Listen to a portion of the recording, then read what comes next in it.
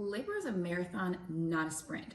There have been a lot of stories that I've been hearing lately of women who have been pushed into unnecessary C-sections because their bodies were not progressing or dilating as fast as they should. In this video, I'm going to talk through what is actually failing to progress and how you can avoid unnecessary C-sections for your upcoming birth.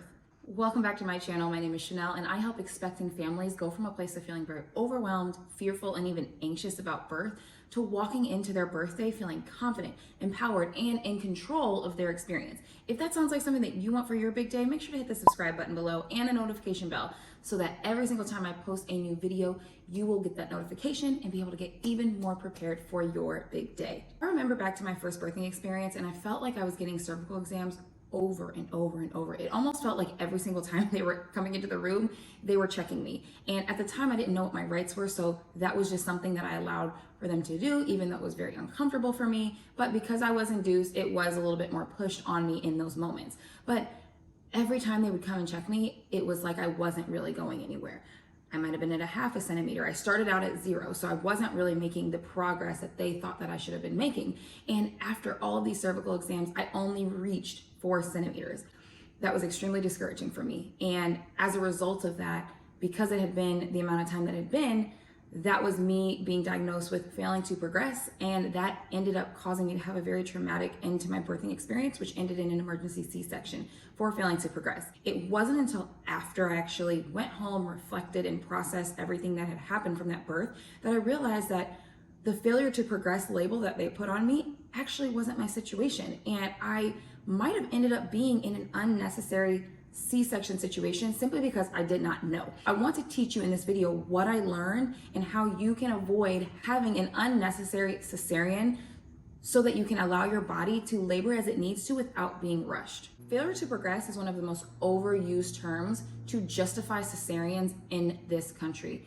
When researchers went out and actually looked at failure to progress as it pertains to cesareans, they found that over half of the people who were getting cesareans due to failure to progress were not actually meeting those guidelines. According to an article published by American Family Physician in 2021, they found that slow or protracted labor actually accounted for 25 to 55% of all cesareans. That means that we are pushing and justifying so many unnecessary C-sections simply due to failing to progress. And we're pushing those labels on moms that are actually not failing to progress. That's disgusting. That is absurd. I was one of those statistics, and it's unnecessary.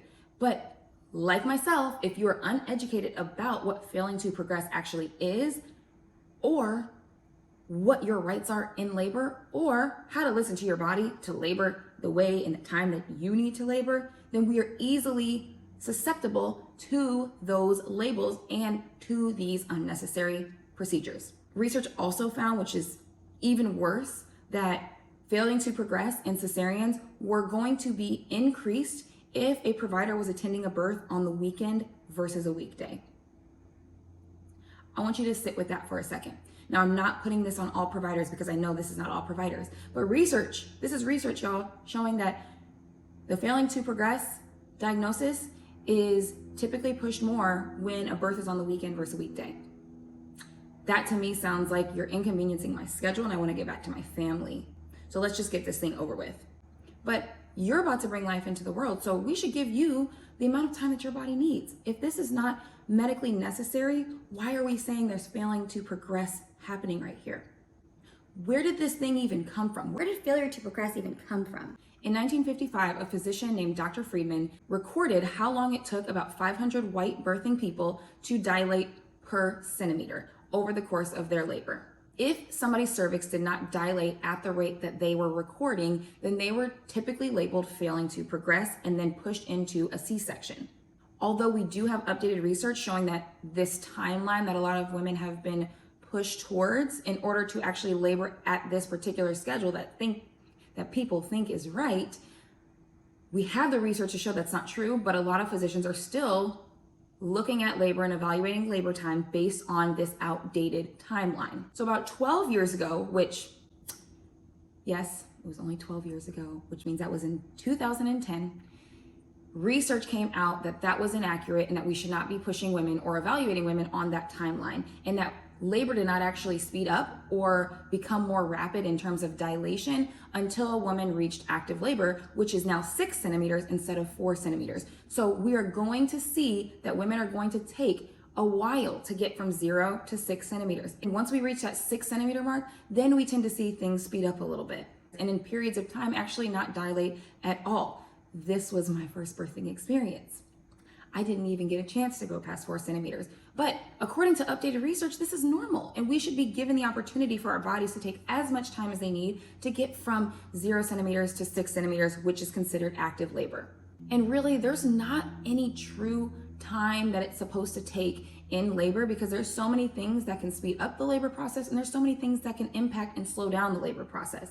So having us on a timeline when it comes to giving birth is actually a detriment to how the environment and how the care is going to be given to us based on our laboring process. Now, if you want to know how to avoid all of that failing to progress, stay till the end of the video, because I'm going to share 3 ways on how you can actually shorten your amount of time in labor to avoid this failing to progress situation, but also just knowing how to read your body in general. So how will you actually know if you're failing to progress? I'm going to put these on the screen so that you can screenshot them and know what failing to progress actually means in the updated research. 1, you are at least 6 centimeters dilated with your water broken and you haven't progressed for the last 4 hours despite consistent contractions. Or you've had at least 6 hours of oxytocin administration, aka medical intervention, so that could be Pitocin or any other sort of induction method, with inconsistent contractions, and there's no change in dilation. So what this means is that you have been progressing in labor, but you have had inconsistent contractions, and then you're stuck at 6 hours and there's been no change in dilation. You are a first-time vaginal birthing mom and you have been pushing for more than 4 hours with an epidural, or longer than 3 hours without an epidural. Or you are a repeat vaginal birthing mama who has been pushing for longer than 3 hours with an epidural, or longer than 2 hours without an epidural. So if you've been stuck at 4 or 5 centimeters for hours, does that make you eligible under the criteria for failing to progress? No. So if those things are pushed on you in those moments, that is not truly failing to progress, because why? You have not reached 6 centimeters yet. So we're not even discussing failing to progress until you reach 6 centimeters. Now, if you choose otherwise for yourself, that is your choice and that is your right. But if you are wanting and desiring an unmedicated vaginal birth, you need to know these things. If this is blowing your mind like it did mine when I started doing all this research, let me know in the comments of what is sticking out for you, because there's so much information that we just don't know. And we didn't know that we didn't know, and now you know. So what can we do to actually help our bodies progress in labor? Here are 3 ways that you can help encourage your body to continue progressing throughout the labor process to avoid these unnecessary labels. The first thing is breathing techniques. And what we need to be true for our bodies in labor is that we are calm and we are relaxed. That is how our body feels safe and open to actually progress and dilate in labor. So breathing is one of those relaxation and comfort measure techniques that we can use to help our bodies prevent itself from being tense. If we are tense and we are tight and we are bracing ourselves and we are not breathing through these things, that can actually cause us to stall or slow down the labor process. If you want to learn how to breathe properly throughout labor, check out my breathing video. I will walk you through everything you need to know on how to breathe at different parts in labor. The second thing you need to do to help labor progress is to be in upright positions. Being in upright positions not only allows us to have the support of gravity to help our babies descend and progress in labor, but it also allows us to create more room, because when we're in upright positions, our spine is in line with our pelvis, and we are allowing ourselves to move around and be active to create more space and allow baby to move and rotate in the pelvis where they need to move. Sitting still and being stuck to the bed is not ideal. It's not the end of the world if that is what you need for medical reasons, but trying to change positions as much as you can in labor is going to benefit us so that we can labor smarter and not harder. And the third thing that we can do to help labor progress is mindfulness. I know this sounds cliche. I know you're like, how does that make sense? I'm gonna be scared, I'm gonna be anxious, I'm gonna brace myself every time a contraction comes. But that's just going to do the opposite of what you want it to do. Getting through and just forcing yourself to just push through the contractions and not being mindful and staying and feeling safe in labor is actually going to do the opposite. It's going to make your labor slow down. It's actually going to make you feel more anxious, and that's going to close your body up. So being mindful and practicing mindfulness techniques so that you feel safe and you feel confident in labor, that is going to be what helps you progress. That is the thing that I work on the most with my clients is mindfulness, mental and spiritual and emotional preparation when it comes to this process. The physical side of this process is important, but it's only going to take you about 20% of the way. Mindfulness techniques are going to take you 80% of the way. So getting yourself to a place mentally where you feel safe and calm in this process is crucial to you having a labor that continues to progress. If you and baby are safe, if you sound good, baby sounds good, we do not need to rush this process. Allow your body to take the time that it needs. Do not rush your body. Rushing your body also slows things down as well in many cases.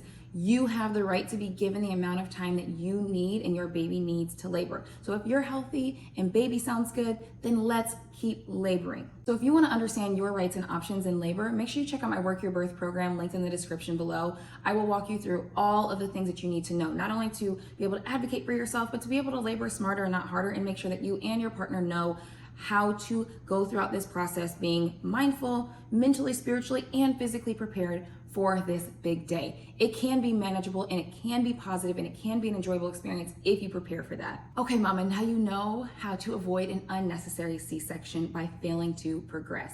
You know all the things that you need to know, and you know how to help your labor progress a little bit faster. But do you know how to labor smarter and not harder, and not have to get all of these exams to even be pushed into that situation of failing to progress? If you don't know, make sure you check out my free stations video where you're going to be able to learn how to progress smarter and not harder, and look at your body to know where your baby is at and that you're progressing instead of solely relying on dilation. Thank you so much for watching this video. If you found this helpful, make sure to hit that thumbs up button and don't forget to subscribe. I will see y'all on the next video.